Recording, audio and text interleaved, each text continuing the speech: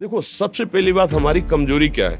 हम परेशान हो जाते हैं। संसार में देखो तो परेशान, परमार्थ की तरफ देखो तो हम परेशान हो। ये हमारा आदत स्वभाव बन गया परेशान होना। थोड़ा सा धैर्यवान बनो, गंभीर बनो।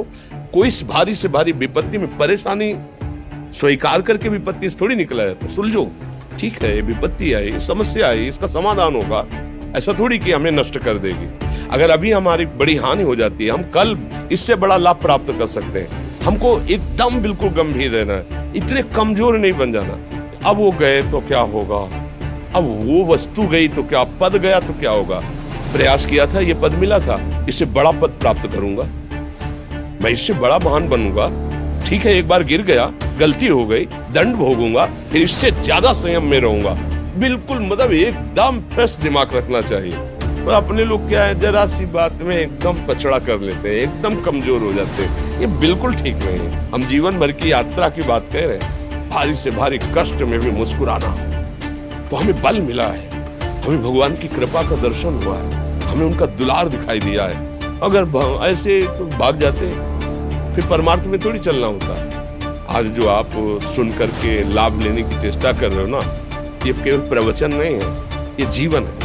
अगर ये जिए ना होते ना तो ये इसका प्रभाव नहीं पड़ता, फिर वाणी का प्रभाव नहीं पड़ता। हम इसीलिए कहते हैं, जैसे आप लोग एकदम परेशान हो जाते हैं, तो बोलो क्या हमसे ज्यादा परेशानी होगी? दोनों किडनी खराब, दवाई लाने के लिए पैसे नहीं, पानी रखा है हम उठ के पी नहीं सकते, भीषण शरीर में कष्ट, भीषण बुखार, क्योंकि किडनी फेल, जरा में बुखार, खाने को क्या, रोटी मांग के लाओ। अगर वहां सब्जी मिलती है तो लाल मिर्च ऐसी पड़ के मिलती थी कि पा नहीं सकते थे। आप सोचो, पानी लाना है तो मुझे लाना है, पीना है तो मुझे पीना है। अगर मैं हारता तो कहां पहुंच जाता, क्या स्थिति होती? नहीं, मरना है। और कदम पीछे, कोई दिन ऐसा नहीं जिस दिन सेवा ना की हो, जिस दिन सेवा ना गए हो। गुरु जी की सेवा में जाना है, पहले अपने को स्वस्थ साबित करना है, वो सेवा नहीं लेंगे। तुम बीमार हो, तुम कष्ट में ऐसा, उनकी दृष्टि परेशान। सेवा की, आके लेते हैं, हिम्मत की, अपनी श्री जी की सेवा की। मधुकरी नहीं है, 3-4 दिन भोजन नहीं, पर सेवा नहीं छोड़ा, दिनचर्या नहीं छोड़ी। और उसका प्रधान कारण संयम, ब्रह्मचर्य, भगवत आश्रय, नाम जप, कभी हारने नहीं दिया। अभी भी थोड़ी देर बाद डायलिसिस शुरू हुआ, हारने, आपको हारे हुए नजर आ रहे हैं। शरीर में पीड़ा है, किडनी फेल है, ऐसा थोड़ा स्वस्थ बैठे, पीड़ा है, बार बार प्यास लगती है, थोड़ा थोड़ा पानी मिलता है, लेकिन हम आनंदित हैं, हम प्रसन्न हैं। हम लड़ाई में हारे नहीं हैं, ना हारेंगे, हम जीत चुके हैं। हम अपने मालिक के भरोसे में अपना सब बात, तो वो ये हम अपनी बड़ाई नहीं बता रहे, हम आपको बता रहे समस्या। सोचो, तुम्हारे पास तो माँ है, भाई है, बहन है, परिवार है, कोई न कोई तो है ना। मेरा किसी ने कभी जीवन में ध्यान भी नहीं दिया। क्यों? बचपन से बाबा जी बन गए, किसी से प्यार नहीं, किसी से संबंध नहीं, कोई जानकारी नहीं, हम कहाँ हैं, वो कहाँ है, किसी से कोई मतलब नहीं। जवान साधु कौन श्रद्धा करे? कभी गांव जाने की हिम्मत नहीं पड़ती कि रोटी मांग ले। पता नहीं लोग क्या सोचेंगे, क्या भावना कर ले। हम दरवाजे पे खड़े हैं, क्या कैसी भाव, जो हमारे सामने आकाश वृत्ति से आया यौवन अवस्था में, वही पाया, अन्यथा भूखे रह गए। जब हम हर समय अपने को विवेक के द्वारा सावधान रखे, तो हम कभी निराश नहीं हुए, कभी उदास नहीं हुए, कभी ऐसा नहीं लगा कि यार हम दुखी, कभी नहीं लगा। उसी का फल है कि उस सुख का संकेत मिल गया जहां दुख की निशानी भी नहीं। वही उसी के बच्चे हो, हम सब उसी धातु से बने हुए हैं। हम इतना क्यों परेशान हो जाते हैं? हम ये देखते हैं अपने लोग, थोड़ी बात बिगड़ गई परेशान, नहीं बिगड़ी तो बिगड़ जाने की संभावना में परेशान है। आज सुख है, लेकिन कल सुख छिन जाएगा, तो हम आज के सुख में सुखी ना होकर कल के दुख की आने की संभावना में हम भयभीत हो। तब क्या हमारी सोच रह गई?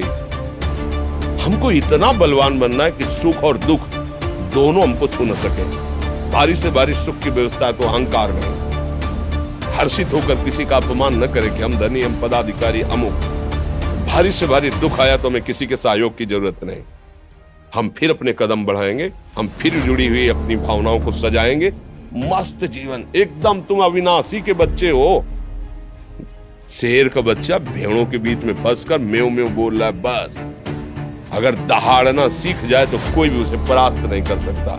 ऐसे भगवद अंश, तू प्रपंच में फंस कर अपने को इतना दीन क्यों देख रहा है? तू ऐसा है, भगवान के दिव्यास्त्र में भी ताकत नहीं तेरे को मार सके। तू अविनाशी का अविनाशी बच्चा है, विनाशी भोगों को, विनाशी शरीर को मैं मान के इतना भयभीत, इतना दुख, ठीक नहीं। ये सबके लिए, केवल एक के लिए नहीं। आप समझो, आप लोग सोचते हैं हम गृहस्थ होकर भला ऐसी स्थिति कैसे। जनक जी सुखदेव जी के गुरु हैं और राजा हैं, महल है, रानियां हैं, नौकर है, चाकर।